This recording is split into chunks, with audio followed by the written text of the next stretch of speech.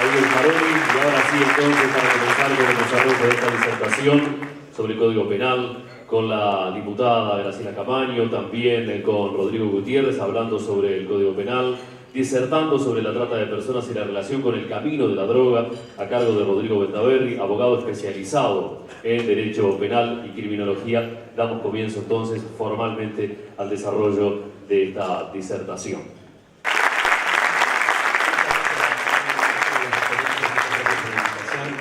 Están aquí. Primero voy a buscar algo fundamental, que es... No, yo lo vi. Bueno, los voy a invitar a hacer un viaje a lo largo de la historia de nuestro continente, a lo largo también de nuestro territorio profundo, pero este viaje no va a ser un viaje usual, va a ser un viaje que va a tener por objeto el estudio de las organizaciones criminales a lo largo de la historia y a lo largo del tiempo. ¿Están dispuestos a viajar? ¿Sí? Bueno, vamos a ver. Bien, nosotros pensamos que las organizaciones criminales son algo nuevo, algo que es de nuestro tiempo, pero esto no es así. Desde el origen de nuestro continente siempre convivimos con organizaciones criminales. En principio podríamos hablar y decir como referente casi natural en la historia y pensar en el tráfico de esclavos. Bueno, dentro del tráfico de esclavos también ya había organizaciones criminales que existían. También, haciendo este pantallazo histórico, podemos pensar el hecho de los piratas y los corsarios, que yo siempre los nombro por una cosa que es fundamental. Esto, que parece algo quizás naif, es fundamental. Nos divide culturalmente en algo que en criminología se va a basar prácticamente todo el estudio del siglo XX, entre mafia pública y mafia privada. Como ustedes saben, los corsarios robaban con una patente de corso y los piratas lo hacían dentro de la actividad privada.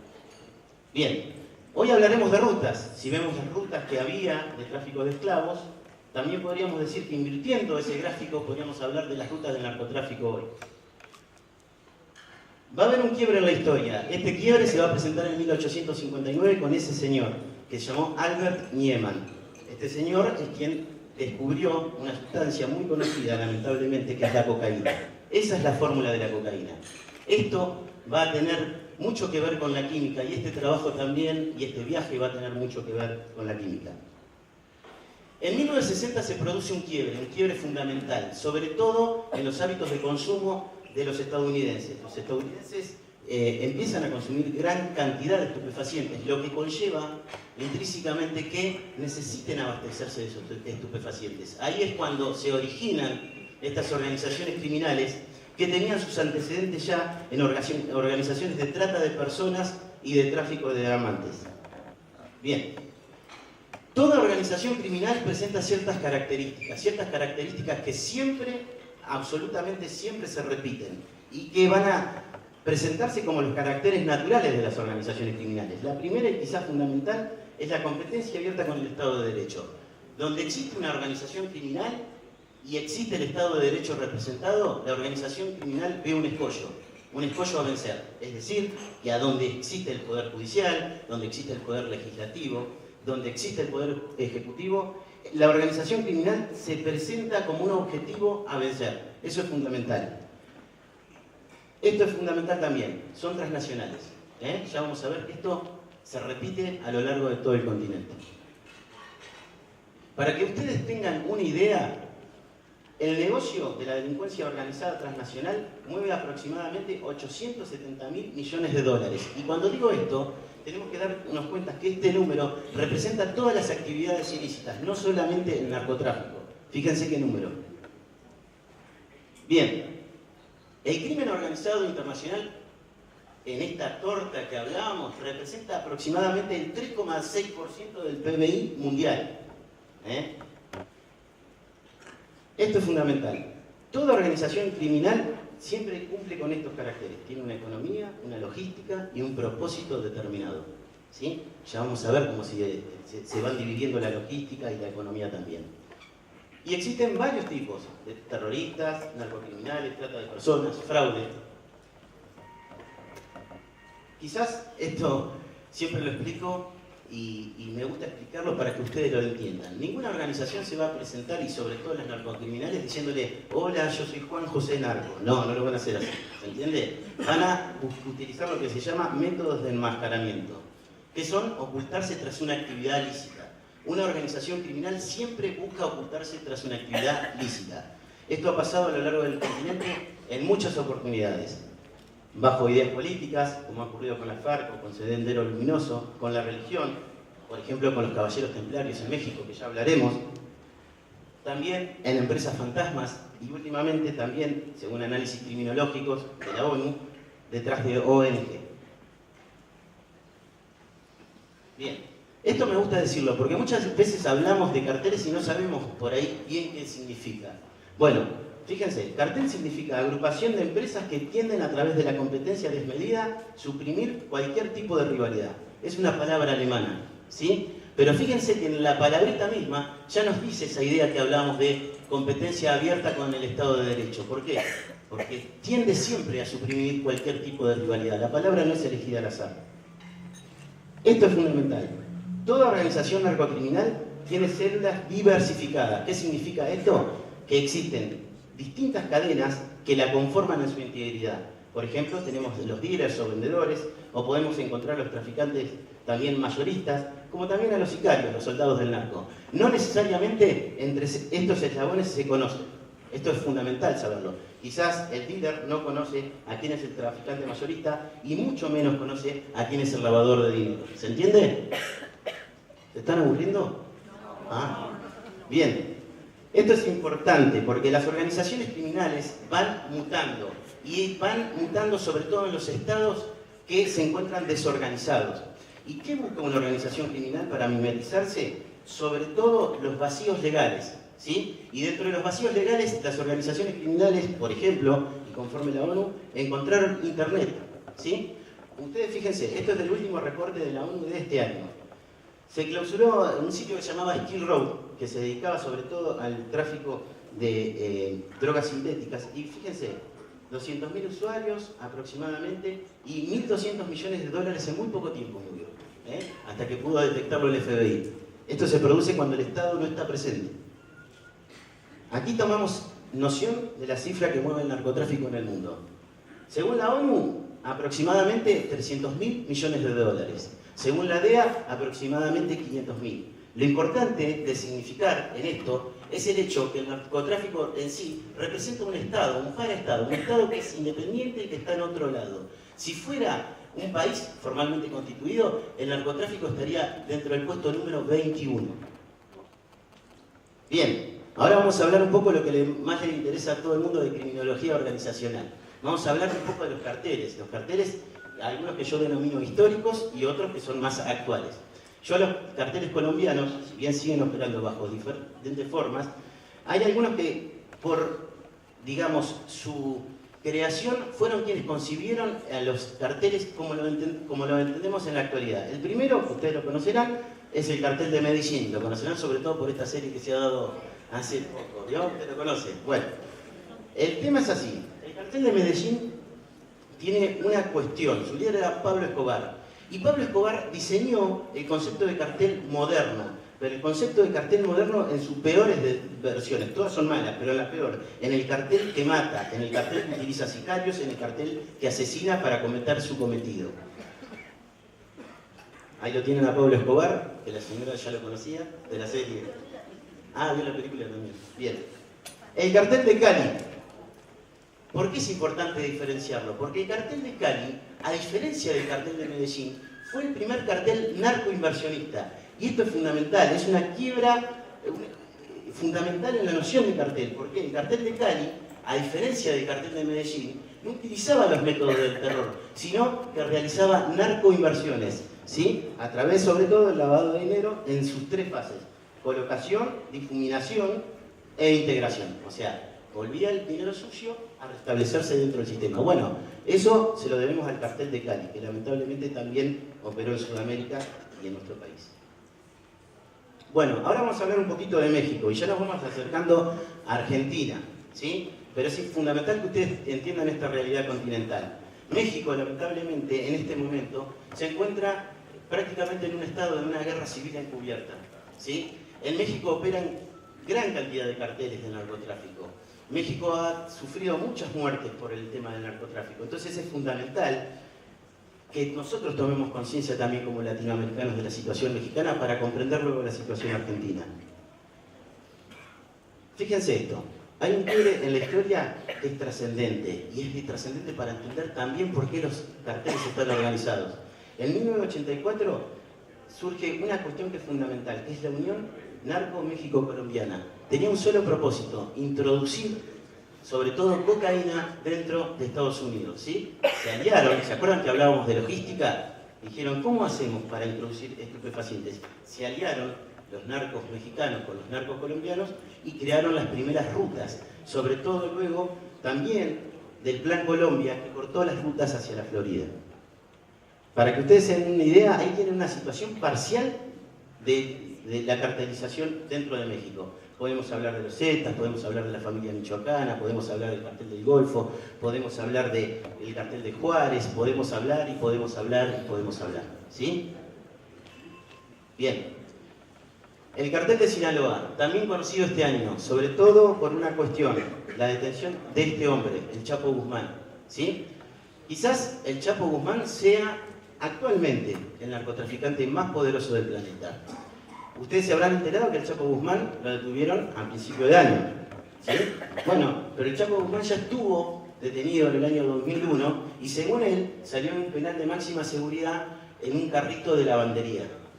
Bueno, esto se comprobó luego de una investigación federal que no fue así y que pagó aproximadamente 26 millones de dólares para salir de un penal de máxima seguridad. Eso también representa el poder del narcotráfico frente al Estado. Bien. Algunos países del mundo se organizan contra el crimen internacional. Hay países que hacen eso y el Concierto de Naciones hace eso. Argentina parece a veces no realizar esas cuestiones. Fíjense, ¿se acuerdan que hablábamos de los carteles en México? Bueno, este señor fue detenido dentro de la Copa del Mundo, esta última Copa del Mundo. Esto fue porque muchos países del mundo se pusieron operativos a tratar de parar la transnacionalidad del delito. Este señor es uno de los principales referentes del cartel de Tijuana. Bueno. Ahora tengo que hablar un poco del cartel del Golfo. El cartel del Golfo, si ustedes quieren, es uno de los carteles más importantes y hay que estar muy atentos a su evolución, sobre todo porque se ha diversificado y esta lucha, y esta que hablábamos, esta lucha por el territorio también, se da sobre todo con el cartel de Sinaloa. Miren, hay algunas organizaciones criminales que tienen especial interés criminológico para hablar cómo van mutando, que es fundamental, porque entiendan que siempre van mutando las organizaciones criminales. A mí me gusta hablar un poco de los Caballeros Templarios. Los Caballeros Templarios era una organización criminal que era un culto pseudo-religioso dentro de México. Los Caballeros Templarios en Michoacán fueron relativamente rápidamente desarticulados. Para que ustedes entiendan, los Caballeros Templarios promulgaban la venta de estupefacientes bajo la idea, como muchas veces pasa en criminología, perversa, de expandir la idea de Dios. Sobre todo con la obra de Edgar H., que es un escritor norteamericano. Bien, los Caballeros Templarios fueron mutando y fueron mutando hasta que en la actualidad se encuentran los que más conocidos y los que seguramente ustedes escucharán, ojalá que no, pero generalmente esto sucede en criminología, van a escuchar mucho, que son de estos señores, los H3 o la Hermandad 3. Acuérdense de ese nombre. Bueno, fíjense lo que pasa en México. ¿Cómo buscan a los narcotraficantes? Con carteles en la ruta. ¿Se dan cuenta cuál es la situación mexicana? Gravísima. Bien, hago un minuto de análisis en esta placa. Lamentablemente nosotros vivimos el fenómeno trascendente y también preocupante de los linchamientos, cuestión que por supuesto no comparto ni nadie puede compartir, y que es una barbaridad en el Estado de Derecho. En México sucedió una cuestión muy similar, pero lamentablemente declinó la organización de lo que se denominó autodefensa michoacana, o sea, civiles armados en contra de los narcotraficantes. Esto tienen que saber porque esto pasó en México, y estos datos son buenos relevarlos y saberlos. Bien, los Zetas, ya estamos cerca, ¿eh? Los Zetas, estos señores son temerarios, tiene una cruenta, pero cruenta guerra con el cartel del Golfo. Y fíjense, ¿se acuerdan que hablábamos de la composición celular? Cómo se motivaban y se dividían en diferentes ramas. Bueno, estos señores comenzaron siendo los sicarios del cartel del Golfo. En un año, aproximadamente en un año, se escindieron y formaron el grupo temerario conocido los Zetas, que opera en toda Latinoamérica. Bien, los nuevos grupos de estos señores van a escuchar los H3 que ya les dije, Golfo Nueva Generación, Sangre Z, La Corona. Siempre van mutando. Fíjense, la cifra de muertos en México. 121.683 muertes en el sexenio de Felipe Calderón. Una situación aberrante. Bien, tenemos que hablar un poquito de Centroamérica, porque es fundamental. Hay una cuestión, un dato criminológico que se releva, que se llama Triángulo del Norte. El Triángulo del Norte, que está compuesto fundamentalmente por El Salvador, Guatemala y Honduras, se presenta interesante. ¿Por qué? Porque va determinando la ruta también de los estupefacientes y la ruta de los narcocriminales. Para que ustedes entiendan, aquí donde opera fuertemente el cartel de Sinaloa y también las protomaras y las maras salvatruchas, ¿sí? Aproximadamente el 5% del PBI de esos tres países es actualmente movilizado por el narcotráfico. Brevemente hablo de las maras salvatruchas, porque siempre en criminología es bueno saber una cosa. Muchas veces, y lamentablemente, los fenómenos de segregación dan por origen estas formaciones criminales, ¿sí? Ustedes saben que El Salvador vivió una cruenta guerra civil y producto de esta guerra civil muchos salvadoreños fueron deportados también. Bueno, muchos de esos salvadoreños deportados con ese concepto de grupo formaron lo que se denominó las maras salvatruchas, que hoy están al servicio del cartel de Sinaloa. Bueno, vamos por Brasil, ya estamos cerca. En Brasil tenemos que hablar de alguna organización criminal interesante. La primera, el Comando Vermelho, método de enmascaramiento de ideas políticas. Su origen fundamental era la Falange Vermelha. El Comando Vermelho rápidamente tomó todas las favelas de Río de Janeiro y se financió con el narcotráfico. Actualmente existe, pero también existen otras, como Tercer Comando Puro o Amigos de los Amigos. Más cerca, San Pablo, el Partido del Crimen, el PCC. El PCC es importante. ¿Por qué es importante? Porque es un grupo que aproximadamente mueve 32 millones de dólares por año, pero su cifra no es tan importante. ¿Saben qué es importante del PCC? Determinar que es una organización carcelaria, ¿sí? Una vuelta me pidió un investigador que, digamos, investigue estos casos. Y me preguntaron, ¿en qué países existe una formación carcelaria pura y que represente alguna afinidad política? Encontré solo 3 antecedentes. Uno, el PCC, que es muy conocido en criminología, otro en México, muy viejo, y otro en Argentina. Bien, Argentina. La situación del país es muy grave. ¿Por qué? Porque confluyen intereses internacionales, sobre todo aprovechándose de una cuestión, que son nuestros vacíos legales. Fíjense una cosa, este concepto es importante y es un concepto que hay que trabajar. El concepto del país amistoso. ¿Por qué? Este señor, ¿se acuerdan que les hablaba de uno que habían detenido también en el Mundial? Bueno, este señor también fue detenido en el Mundial, ¿sí? Este señor ingresó a Brasil, ¿saben proveniente de dónde? Desde Argentina. En Brasil se dieron cuenta, aquí nadie supo que estaba. Bien, si tengo que hablar del país, tengo que hablar lamentablemente de Rosario. Digo lamentablemente no por Rosario, sino por la tristeza de la situación actual. En Rosario tenemos que hablar de dos grupos, porque ustedes tienen que entender que la lógica que se presenta de muertes, si hay muertes es porque hay guerra entre los grupos, hay combates por el territorio, si no, no hay violencia. Bien, sobre todo de los monos y los pasi, que de estos señores no sé por qué nadie habla. Pero hay una regla criminológica que la vamos a ver y que quisiera que ustedes se lleven, quizás la única enseñanza que se lleven hoy de aquí, es la siguiente. La droga siempre sigue los puertos y la sigue por una sola cuestión, buscas la transnacionalidad. La cuestión de la transnacionalidad solamente se lo brindan los puertos, por eso lugares portuarios se ven tan afectados por el fenómeno narcocriminal, ¿sí? Cuando digo afectados, digo no solamente por el delito transnacional, sino por los delitos asociados dentro de las ciudades portuarias. Bien, fíjense una cosa, no menos de 400 búnkers en Rosario. Ross Everton, que fue un investigador que se camufló dentro de la Rosario Profunda y fue buscando, detectó esto y determinó que moverían aproximadamente 2.000 millones de pesos al año el negocio narcocriminal. Es mucho dinero. ¿Se acuerdan que dije la competencia con el Estado de Derecho? ¿Algunos saben lo que es eso? Seguramente sí. Bonfatti. Muy bien, doctor. Bonfatti. Bueno, esa es la casa del gobernador. Lamentablemente, esas son las balas en la casa del gobernador.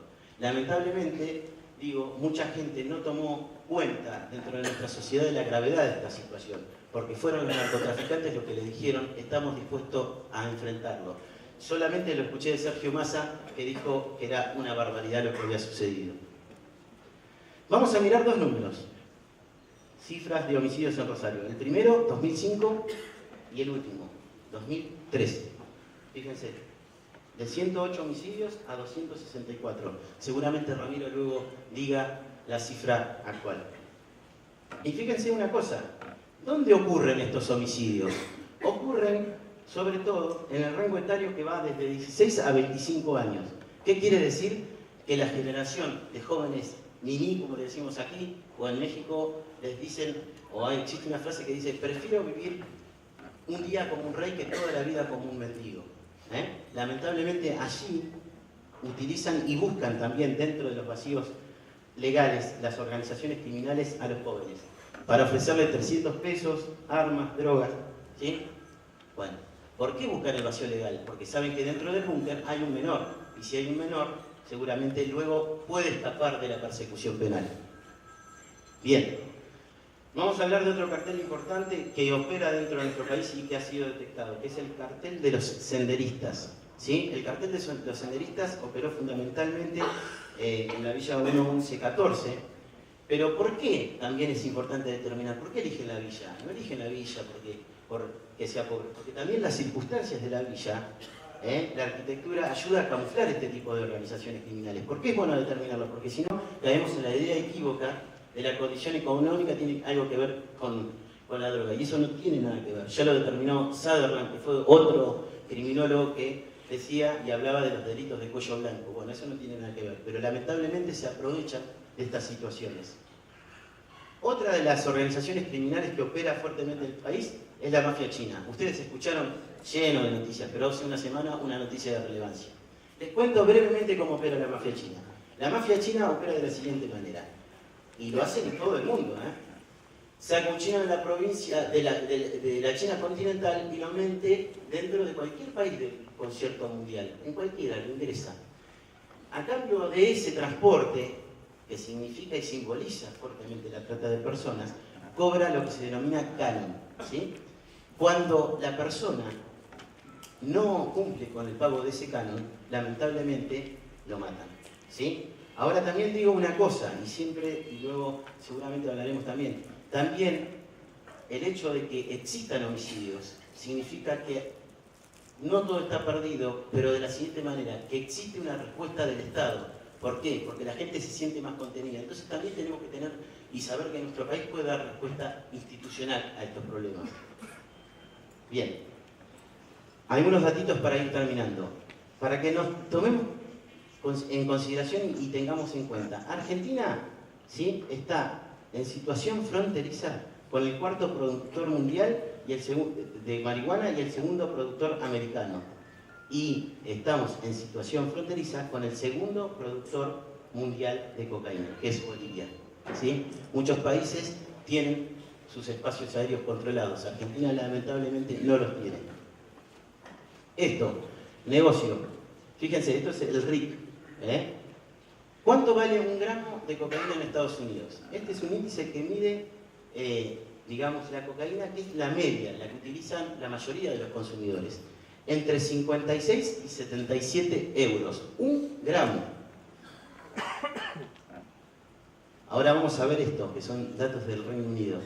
¿Cómo está Argentina en el concierto de naciones en lo que hablábamos de los traficantes mayoristas? Miren, Argentina, $10.000, ¿sí?, el kilo. Brasil, 25.000. Venezuela, 25.000. México, 60.000. ¿Cuál es el país más barato? Argentina.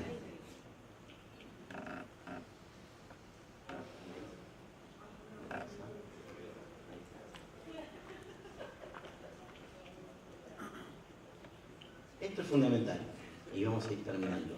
Argentina tiene alrededor de 150 pasos clandestinos con Bolivia y alrededor de 60 pasos clandestinos con Paraguay.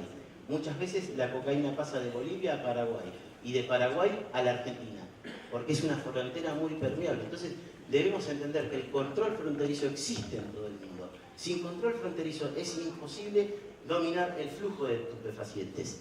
Pero como tiene que hablar mucha gente, y es importante solamente dejar una reflexión y saber que esto se está estudiando y se está viendo, a mí me gusta terminar estas charlas siempre con una reflexión, que me voy a permitir, que no es mía, que es de Kofi Annan, y que lo hizo en el contexto del protocolo de Palermo, que es el protocolo contra las organizaciones criminales específicamente, y que determinó una cuestión que es esencial. Bien. Dice Kofi Annan: por el contrario, alienadas con fuerzas constructivas cada vez en mayor número y con armas más potentes, se encuentran las fuerzas de lo que denomino sociedad incivil. Se trata de terroristas, criminales, traficantes de drogas, tratantes de personas y otros grupos que desbaratan las buenas obras de la sociedad civil. Sacan ventaja de las fronteras abiertas, escuchen, de los mercados libres y de los avances tecnológicos que tantos beneficios acarrean a la humanidad. Esos grupos prosperan en los países con instituciones débiles y no tienen escrúpulos en recurrir a la intimidación o a la violencia. Su crueldad es la verdadera antítesis de lo que denomino y considero civil. Son poderosas y representan intereses arraigados y el peso de una empresa mundial de miles de millones de dólares, pero no son invencibles. Muchas gracias.